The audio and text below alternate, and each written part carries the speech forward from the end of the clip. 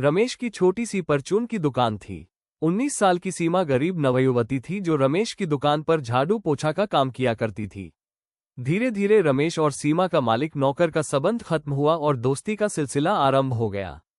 फिर दोनों में प्यार हो गया और दोनों किराए का घर लेकर साथ रहने लगे।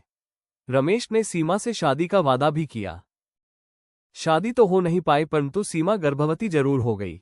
अब तो रमेश ने शादी से ही इनकार कर दिया। सीमा इस बात पर बिफर गई। उसने पुलिस में जाने और रमेश को बंदी बनाने की धमकी दी। रमेश ने अब एक राज खोला कि वह पिछले 14 साल से शादीशुदा है। उसे पहली पत्नी से कोई संतान नहीं थी, इसलिए अपनी सूनी जिंदगी को खुशहाल बनाने वह उससे प्यार करने लगा, पर शादी नहीं कर सकता। पर चूंकि सीमा पुलिस की धमकी दे रही है और वह सीमा से प्यार भी करता है, उसने पहली पत्नी को तलाक देकर सीमा से दूसरी शादी की। अब सीमा खुश हो गई और उसने एक बेटे को जन्म दिया। जब वो हॉस्पिटल से बच्चे को लेकर आए तब घर में वहां पहली पत्नी मौजूद थी।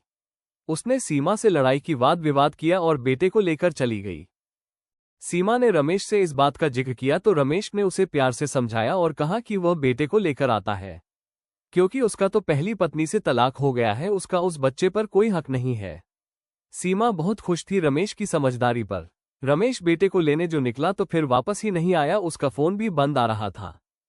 किसी अनहोनी की आशंका से आशंकित होकर उसे ढूंढने निकली। शायद बेटे को लेकर विवाद हुआ हो और पहली पत्नी ने उसे नुकसान न पहुंचाया हो। सीमा को रमेश का घर ढूंढने में 3 दिन लग गए थे।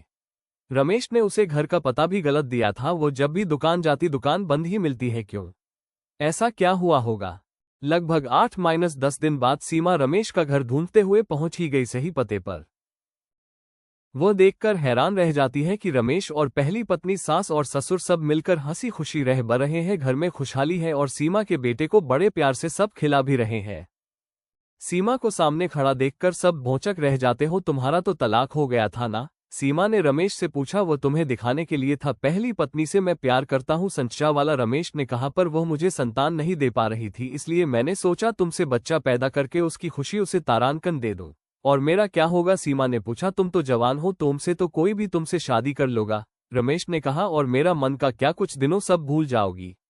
सीमा वहां से लुटा हुआ महसूस करते हुए पुलिस में रमेश के खिलाफ शिकायत दर्ज कराती है और रमेश अदालत में कहता है कि वो दोनों को साथ रखेगा, यानी दोनों पत्नियों को। परंतु संविधान इसकी इजाजत नहीं देता है। अब क्या किया जाए? आखिरकार सीमा को अपना दावा नाता है बच्चे की खातिर। होना क्या चाहिए था? दोनों पत्नियों को मिलकर रमेश की लात घूंसे से पिटाई जरूर करना चाहिए था। कम से कम अपने मन का गुस्सा तो बाहर निकल जाता।